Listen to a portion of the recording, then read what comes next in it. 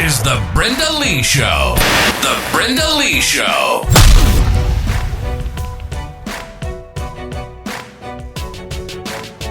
Hey, Brenda Lee here. Welcome to the podcast and the show. I am so excited to have you here. Today we're going to talk about AI, right?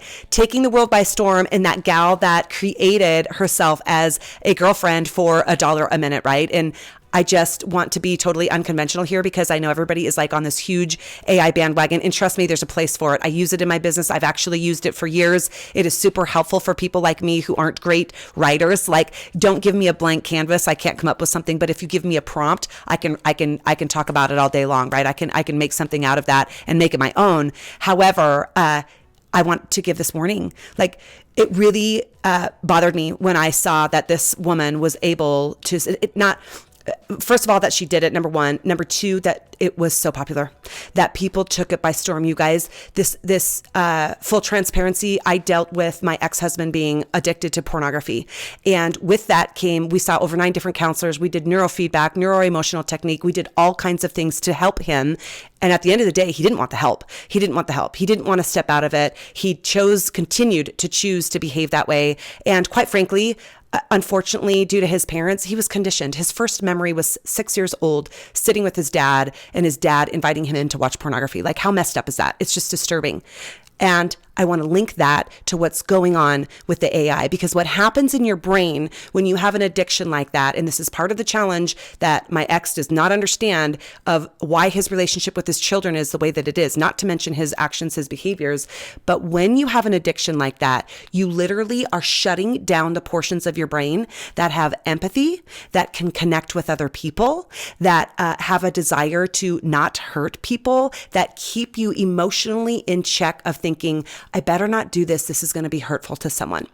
In fact, I was just talking to a client last night, and we were talking about the mass shootings and the connection between video games and the way that video games are like the gateway to an addiction to pornography. I don't know if you guys know that, but they have done multiple studies, and they often say that people who are addicted to video games very easily, seamlessly slide right into an addiction to pornography because of that exact element of the detachment. It's total detachment. You're getting a dopamine hit in the brain that's really a false sense of dopamine. I liken it to methamphetamine, right? Like, methamphetamine is the drug. The reason it has such a high addiction rate, the first time you do methamphetamine, you have the best high of your life. Now everybody's chasing that same high. So they keep taking meth, they keep taking meth and take hits. But the reality is you never, ever, ever, ever, ever experience that level of that high again. So it is a dead end. People are doing it over and over and over and over, and they're never, ever, ever going to get that high again. And they don't realize that because it's so addicting. It's so addictive to feel that level, that rush of hormones that are the feel-good hormones that are just like different level worldly stuff. I mean, I don't know. I've never done that kind of crap. I just don't even know what this is all from what I understand and read and studied. So they're seeking that level of hit. It's the same thing with pornography. And that's why people get into pornography, and then it becomes a slippery slope into they have to have more elevated levels of pornography. And this AI, you guys, is going to do the same thing. I mean, literally think about this. People are paying a computer to be their girlfriend. They're paying a computer to be their girlfriend by the minute. By the minute. Think of how disconnected this is. How disconnected do you have to be from society, from community, from people, from relationships? I've unfortunately had the perfect storm over the last 3 years with COVID of isolation. You guys, community is one of the basic human needs. We need community. We need people in our life. We need to feel loved. We need to feel connected, that we need to feel nurtured. We need to feel cared for. We need to have emotional connection with people. It's one of the basic human needs. That's why communities thrive and individuals die, right? Like, we thrive together as a community. Where I lack, you gain. I don't have a skill set, other people do. And that's the beauty of the community. Where I'm great at emotional intelligence, I'm not great at computer coding or at budgeting or some of those other things. I need people in my life who are great at those in order to help me get through all the things in life that we have to get through, right? But when we've come out of these 3 years of total disconnect, face is covered, facial expressions. Do you guys know that there are 80 muscles in our face that give over 7,000 facial expressions? 7,000 facial expressions. Isn't that insane? Like 7,000 facial expressions. Of course, unless you have Botox, right? Right? But the reality is like we masked these kids who were developing and learning their brain, and they were trying to discover and learn from people's facial expressions a language. 7% of our communication is done through words. 36% of our communication is done through voice and inflection. The remainder of that is done through body language and facial expressions, right? So think of the 7% like a text or an email. How many of you have sent a text or an email and it's been totally misunderstood on the other side? That's because only 7% of your communication is coming through. And then up level that to a phone call, right? Only 36% of our communication is done through voice. Think of how much you're leaving on the table that's not getting communicated when we're just doing phone calls. And then I would love, surely there's got to be studies on the level of communication. I do know that there's studies that have been done over FaceTime versus in person, and the level of, what's the feel good hormone? What's the love hormone? Shoot, it just left me. I can't even remember. Total blank. It's all right. The love hormone that kicks in, like when we hold a baby or when we hug someone for more than 20 seconds, we release that hormone that makes us feel loved, and vice versa. The level of that hormone on Zoom versus in person is radically different. We cannot replace the human element, you guys. We can't. There is a place for AI. It's going to change businesses. It's going to be awesome. There's so many cool things about it that, like, I was just in a masterclass the other day, and one of the people that were in it were talking about it and totally get it. And I'm just like, holy crap. Like, it is fascinating what it's capable of doing, and also terrifying. And I really just want to give this word of caution.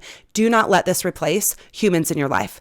Do not succumb to the conditioning we've received over the last 3 years. Intentional or not, I'm not even going to get into that, right? It doesn't matter.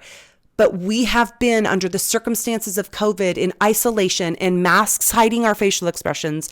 We have been conditioned over the last 3 years to not engage with human people on a humanity level. And now you add in this AI and you add in the elements of people giving relationship. It's not a real relationship. It will not give you what you need. It will not fill this gaping hole that's in our hearts, you guys. And the reality is this is where I always go back to emotional intelligence.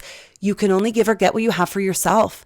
If you don't truly love and care for yourself, you cannot fully, truly, and unconditionally love other people in your life. You just can't. It starts with you. And oftentimes people say it's so selfish to focus on us. BS, bullshit. It is not selfish. It is the most giving thing you can do. When you are operating out of your best, what do you think is better? You being think of a glass only partially filled, and you're only fulfilled this much because you've only poured into yourself this much, and you've only done this so much self-development, and if you only unpacked your bag this much, 20%, what are you capable of giving people around you? You're only capable of giving them 20%. But when you do the work and you unpack your bag and you're operating out of love and you've got so much love oozing out of you, you can't help but pour it out on everybody around you. Isn't that a better gift to give to people? Isn't that the best gift that you can give? It's not selfish. When did we stop giving ourselves permission to be the best that we can be? When did we beat ourselves up for being everything that we're supposed to be? That's not the way it's supposed to be, you guys. We are supposed to be operating out of full abundance in every area of our life, and ourselves included, and to give ourselves that space to discover who we are so we can give the best gift to everyone around us. So like I said, I just really want to give you a heat of caution on this AI. There's a place for it. I love it. I'm thankful for it in so many ways. And do not go off the deep end with this. Your brain will literally start to shut down portions of your brain. It will start to die off. The neural pathways will shrivel up. They will no longer communicate. You will no longer have an ability to connect with people and to engage with people. In fact, that's what I was saying about my client before the conversation last night. Is he was saying, I'm really curious to hear about all the mass shootings, how many of those people were engaged in gaming. Because gaming is such a disconnect of zero empathy. You're shooting and killing people left and right, and you have no remorse. There's no consequence. And people literally are living out real life gaming as they go and do these mass shootings. It's just crazy. And whatever, it was just a conversation. We're not making statements here, whatever, like this is law of fact, but it's something for you to think about. It's something for you to consider. This is why I'm so psycho about my kids and regulate them so much on social media and on video games. It is not the human interaction, and it doesn't offer critical thinking. I mean, there's things like Minecraft that do, right? Like they're awesome. I love that game. I think it's awesome for the kids. It really stirs up creativity and all that kind of stuff. But most of the games that are out there are kill, conquer, no remorse, and gain. I get to take whatever I want. And that's not a human element. That's not human. So like I said, word of caution today, I just can't help with all of that coming out recently. I just can't help but share my heart about this with you, and in hope that we can focus more. And honestly, it just causes me to drive my business even harder. We're getting to roll out multiple different programs. Over the series of the next few months, we've got so many things planned in store for you guys that you guys can have access to learn. Because I know you're not taught this in school. The example you give of emotional intelligence is from your parents, and most likely they were dysfunctional. I know you guys don't have this, and it is my mission to give this to the world the best way that I can possible. And there's only one of me. My schedule's crazy. I'm maxed. Like we're going with the level of clients and all that requires. And so my solution to get stuff to you, to help you understand this and to get training is this podcast, number one, the YouTube channel. This goes on our YouTube channel also, all the value and content that I give to you on social media. And now we're going to roll out at very low price points, you guys, that are ridiculously affordable, that are no-brainers for you to learn emotional intelligence, learn communication, learn how to love your partner the way they need to be loved. It's going to be all inclusive. In fact, we just started the community Next Level Living. It's a Facebook group called Next Level Living. Come with Brenda Lee. Come join that group. And if you want to surround yourself with people that are desiring to continually level up, that are desiring to serve other people, that are desiring to understand emotions and the impact that this has on the way that we operate and the world and what it's coming to, then please become a part of our community. Follow us on all social media, on our podcast, on the YouTube channel, and share it with people.